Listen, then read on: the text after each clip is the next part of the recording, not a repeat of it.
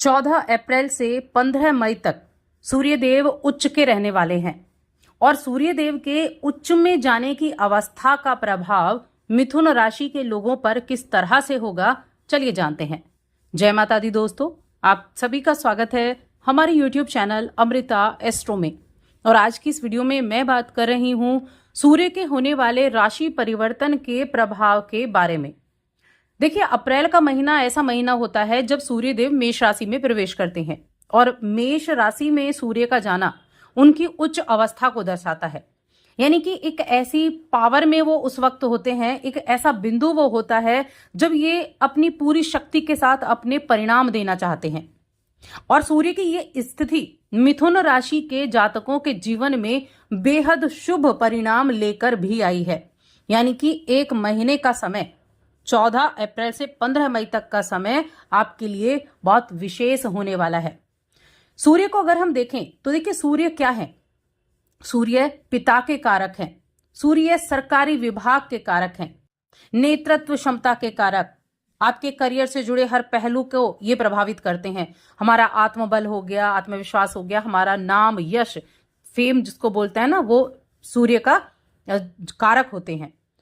अब इनका जो प्रभाव है वो किस तरह से है, तो आगे बढ़ने से पहले छोटा सा निवेदन, चैनल पर पहली बार आए हैं, अभी तक चैनल को सब्सक्राइब नहीं किया है तो सब्सक्राइब कर लें, और कुंडली दिखाना चाहते हैं तो स्क्रीन पर आपको हमारा नंबर मिल जाएगा।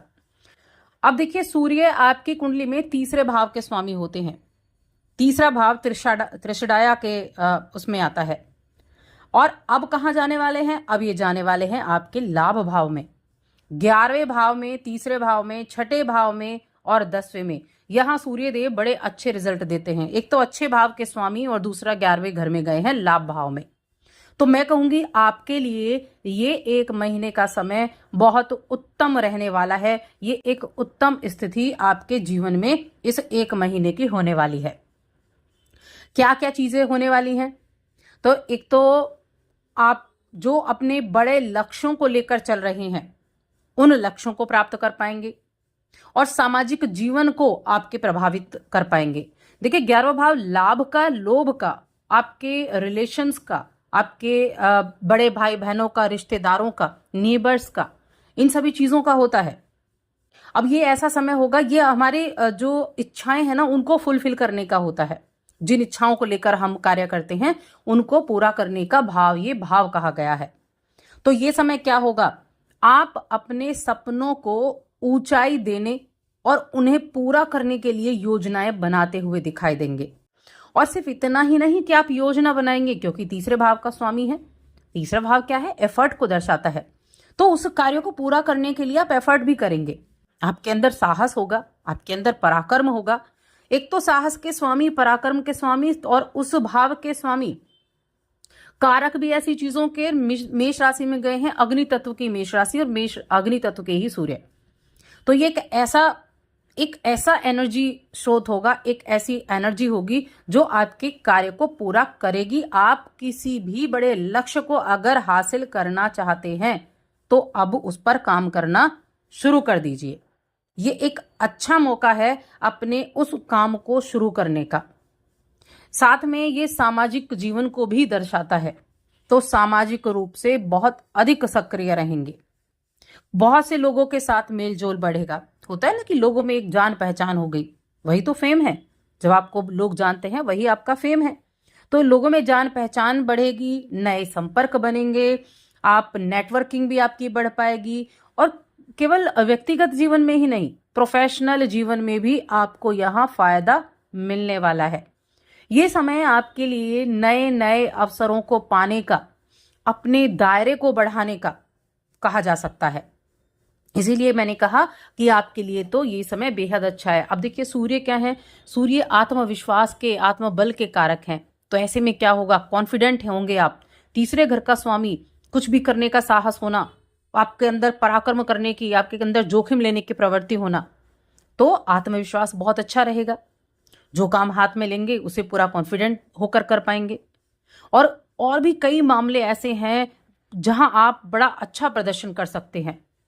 देखिए, आपकी आमदनी के लिए, आपके फाइनेंशियल कंडीशन के लिए सूर्य का मेष राशि में आना बहुत अच्छा है, जो आपको अच्छे रिजल्ट दे सकता है। शासन प्रशासन से जुड़े हुए कामों में आपको अच्छे रिजल्ट दे सकता है। इसके अलावा अगर आप ट्रेवल के बिजनेस से हैं, कम्युनिकेशन के बिजनेस से हैं, आप किसी फोर्स में जाना चाहते हैं, तो आपको बड़े अच्छे परिणाम दे सकता है। यदि आपके कार्यालय की, आपके ऑफिस की पॉलिसी, ये ऐसी चीजें भी चेंज हो सकती हैं इस समय अवधि में। यहाँ पदोन्नति की संभावनाएं बढ़ जाएंगी। आपका काफी समय से अगर प्रमोशन रुका हुआ था तो इस 1 महीने की अवधि में वो प्रमोशन या आपकी सैलरी बढ़ सकती है।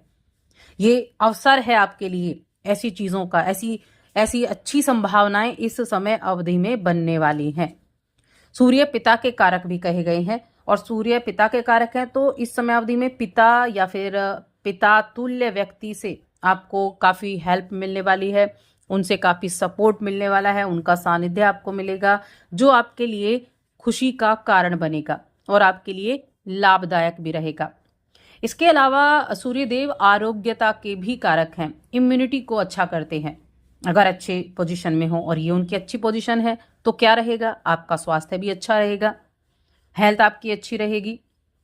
कहीं से कोई परिवार से अच्छी खबर सुनने को मिल सकती है, किसी रिलेटिव के यहाँ से अच्छी खबर सुनने को मिल सकती है, आपके नए मित्र बनेंगे, आपका सामाजिक दायरा बढ़ेगा। तो ये समय बेहद अच्छा है, इस समय का लाभ आपको जरूर उठाना चाहिए। अब रिश्तों की बात करें तो रिश्तों के मामले में चीजें जो हैं वो ठीक ठाक रहने वाली हैं। मिले जुले अवसर यहाँ मिथुन राशि के जातकों को देखने को मिलेंगे। शिक्षा की अगर मैं बात करूं तो शिक्षा के मायने में अगर देखा जाए तो शिक्षा के मामले में अच्छे रहेंगे। हायर एजुकेशन आपकी अच्छी रहेगी। इसके अलावा जो छोटे बच्चे हैं उनके लिए भी जो चीजें हैं वो ठीक रहने वाली हैं। थोड़ा काम ऐसा रह सकता है कि छोटे बच्चों का पढ़ाई में मन कम लगे, तो उनको आपको ध्यान देना होगा, उनकी संगति पर भी आपको ध्यान देना होगा। लेकिन जो बड़े बच्चे हैं उनके लिए समय काफी अनुकूल है, क्योंकि यहाँ पंचम भाव के स्वामी उच्च अवस्था में बैठे हुए हैं, तो ये समय काफी ज्यादा अनुकूल रहने वाला है। अगर आप किसी कंपटीशन की तैयारी कर रहे हैं, गवर्नमेंट जॉब की तैयारी कर रहे हैं, तो ये समय आपके लिए काफी अच्छा है। अपने एफर्ट आप पूरी तरह से लगाएं, आपको चांसेस रहेंगे कि आपके लिए यहाँ उस कंपटीशन को आप अच्छे परिणाम हासिल कर सकें, उस कंपटीशन में आप जीत सकें, क्योंकि मंगल की राशि में ही सूर्य देव आए हैं जहां उच्च के हुए हैं। तो ये आपको एक ऐसी एनर्जी देने का काम करते हैं कि अगर आप उसको सही तरीके से इस्तेमाल करें तो उसका फायदा आपको मिलेगा। अब उपाय की बात करते हैं, क्या उपाय आपको करने चाहिए। तो देखिए, उपाय के तौर पर मिथुन राशि के जातकों को एक तो सूर्यदेव को प्रतिदिन जल जरूर देना है, और ओम सूर्याय नमः मंत्र का जप भी बोलना है।